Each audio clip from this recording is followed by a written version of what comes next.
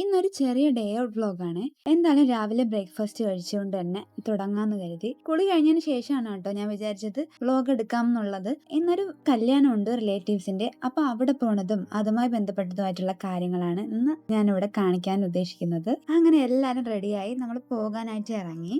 ഓട്ടോയിലാണ് ഞങ്ങൾ പോയത്. അത് പിന്നെ പറയണ്ടല്ലോ, സ്ഥിരമായിട്ട് ഞങ്ങൾ വിളിക്കുന്നത് നമ്മുടെ ഓട്ടോക്കാരൻ മാമന്റെ കൂടെ തന്നെയാണ് നമ്മൾ ഇതിനും പോയിട്ടുണ്ടായിരുന്നത്. വർക്കലി വെച്ചിട്ടായിരുന്നു കല്യാണം. അങ്ങനെ ഞങ്ങൾ അവിടെ എത്തിയപ്പോഴേക്കും പ്രത്യേകിച്ച് ആരും തന്നെ അവിടെ എത്തിയിട്ടുണ്ടായിരുന്നില്ല. പെണ്ണും പെണ്ണിന്റെ വീട്ടുകാരും മാത്രമേ ഉണ്ടായിരുന്നുള്ളൂ. നമ്മൾ വന്നപ്പോൾ വിരലിലെണ്ണാവുന്ന ആളുകൾ മാത്രമേ ഉണ്ടായിരുന്നെങ്കിലും കല്യാണ സമയം എടുത്തപ്പോഴത്തേക്കും അവിടെ ഇരിക്കാൻ പോലും സ്ഥലമില്ലാണ്ട് ഞങ്ങൾ ലാസ്റ്റ് നിൽക്കുകയാണ് ചെയ്തത്. അതൊരു ട്വിസ്റ്റ് ആയിപ്പോയി.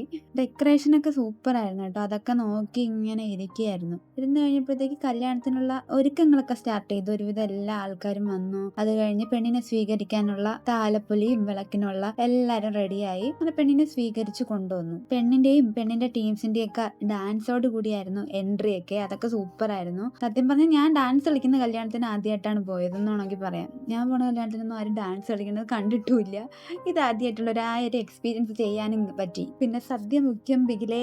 സദ്യ ഇല്ലാണ്ട് എന്താ ആഘോഷം അല്ലേ? കല്യാണത്തിന് പോണതേ സദ്യ കഴിക്കാനാണ്. പിന്നെ അത് മിസ് ചെയ്യാൻ പറ്റൂലല്ലോ. നല്ല സദ്യയായിരുന്നു. അതിനകത്ത് കുഞ്ഞൻ വട ഉണ്ടായിരുന്നു. കുഞ്ഞു പരിപ്പ് വട. ഭയങ്കര ടേസ്റ്റി ആയിട്ട് തോന്നി എനിക്കത്. കടപ്രഥമം വന്നു, കടലപ്പായസം വന്നു. അത് കഴിഞ്ഞ് തിരുവനന്തപുരത്തിന്റെ സ്പെഷ്യൽ ബോളിയും പാൽപ്പായസത്തിന് പകരം വെർമിസല്ലി പായസവും വന്നു. അതെല്ലാം കഴിച്ചു. ഫുള്ളായിട്ട് എനിക്ക് കഴിക്കാൻ പറ്റിയില്ല. അങ്ങനെ സദ്യയൊക്കെ കഴിഞ്ഞ് ഞങ്ങൾ ബസ്സിലേറി തിരിച്ച് വീട്ടിലേക്ക് എത്തി. അയ്യോ, എല്ലാം പായസമൊക്കെ കുടിച്ചോണ്ടാണോന്ന് അറിയില്ല, ഭയങ്കര മത്തായിട്ടിരിക്കുകയായിരുന്നു. ഉണ്ടാൽ ക്ഷീണം തെണ്ടിക്കും എന്ന് പറയുന്നത് പോലെ വന്നൊരു നാരങ്ങ വെള്ളമൊക്കെ കുടിച്ച് ഒന്ന് ഉറങ്ങി എണീറ്റ് പിന്നെ ഒരു ചായയും ഒരു ഉണ്ണിയപ്പൊക്കെ കഴിച്ച് കുറച്ച് ജോലിയൊക്കെ ഉണ്ടായിരുന്നു. അതൊക്കെ ചെയ്ത് വിളക്കും കത്തിച്ച് പ്രാർത്ഥിച്ചതിന് ശേഷം ഇന്നത്തെ ദിവസത്തെ വ്ലോഗ് ഇവിടെ അവസാനിക്കുകയാണ്. എന്റെ ചെറിയ വ്ലോഗ് നിങ്ങൾക്ക് ഇഷ്ടപ്പെട്ടെങ്കിൽ ലൈക്ക് ചെയ്യുക, ഷെയർ ചെയ്യുക, സബ്സ്ക്രൈബ് ചെയ്യുക. വീണ്ടും കാണാം. ബൈ.